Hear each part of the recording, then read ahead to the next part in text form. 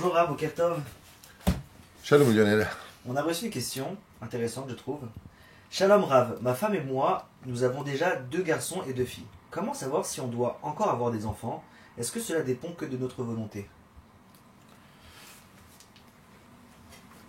La marloquette entre Hillel et Shammai, à savoir à partir de quand on a accompli la mitzvah d'avoir des enfants.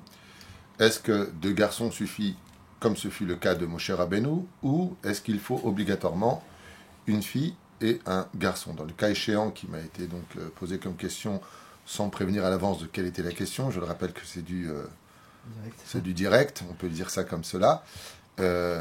Oui, il y a Tza et Dechova. Ça veut dire que vis-à-vis de la mitzvah, la personne qui a une fille et un garçon a fait la mitzvah. Seulement, ce qu'il faut rajouter, c'est que la mitzvah de Prou, Urvu, Milou et Haaretz, croissez et multipliez, la mitzvah d'engendrer des enfants, c'est que nos propres enfants eux-mêmes engendrent des enfants. Et à partir de ce moment-là, on est passé de l'image d'Abraham, qui a eu Yitzhak, Yitzhak a eu Yaakov.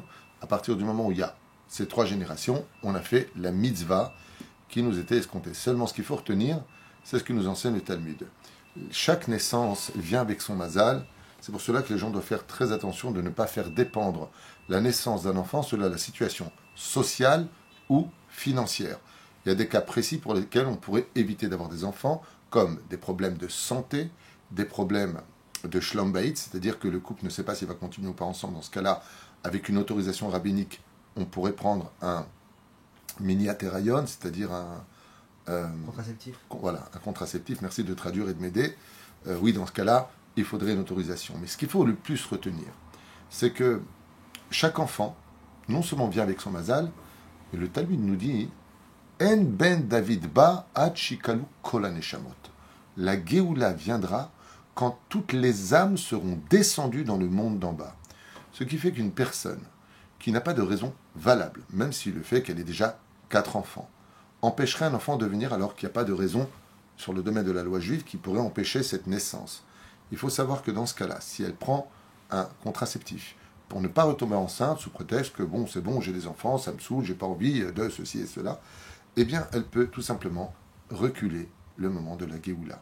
Car cette Neshama ne peut pas venir dans un autre couple que celui-ci, et le fait de créer une espèce de barrage pour des raisons certainement justifiées, encore une fois, il y a la vie de tous les jours, on est fatigué, on n'a pas envie d'avoir plus que ça, voilà. On peut le comprendre sur le domaine humain, mais si tu poses la question sur le domaine de la Torah, heureux celui qui aura fait descendre le maximum de Neshama dans ce monde, et surtout d'éviter toutes ces personnes qui disent on ne fait pas des enfants comme des chiots, il faut s'en occuper, il faut les faire grandir, et ça par contre je suis d'accord avec eux sur un domaine, de dire qu'on ne fait pas des enfants comme des chiots, d'abord on n'est pas des chiots, et deuxièmement, la multiplication du peuple d'Israël, la nation du peuple d'Israël, chaque naissance qui vient dans ce monde apporte beaucoup d'avantages, pas simplement pour la famille, mais pour l'ensemble du peuple d'Israël, et c'est pour ça qu'on dit tous à chaque naissance, Mazel Tov, parce qu'il vient non seulement concrétiser la nation d'Israël, mais rajouter du mérite au peuple d'Israël. Et la reine Bezrat Hashem, heureuse est l'épouse, heureux sera le papa, qui ne s'arrêtera pas à des chiffres sous prétexte que son père a eu 7 enfants, donc je ne veux pas plus que 7, que j'ai pas assez de chambres, que je n'ai pas assez de ceci, assez de cela, parce que si on devait avoir des enfants par rapport à des conditions qui nous seraient apportées, alors oui, ce serait dramatique, parce que la personne maintenant qui aurait 60 ans, qui gagne le loto, comment il fait? Alors il fait rétroactif, c'est plus possible.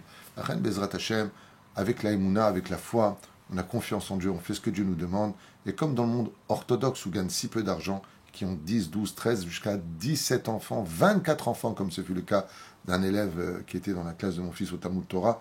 Ils étaient 24 frères et sœurs. Baruch Hashem, aujourd'hui, ils sont peut-être pas encore tous mariés par rapport à l'âge, mais ils ont tous fait des bar mitzvot, tous fait des bat mitzvot. Dieu est là. On n'a jamais vu d'orphelin mourir de faim et pourtant les parents ne sont plus là. C'est Dieu qui fait les choses, il faut avoir confiance. Par contre, là où j'insisterai avec une dernière phrase, c'est que l'histoire d'un enfant, c'est pas l'histoire d'une nuit. C'est bien joli de mettre sa femme enceinte, mais il faut aussi être un père responsable, présent pour ses enfants, et que des fois, si on n'a pas assez d'argent, on peut avoir beaucoup de chaleur pour remplacer.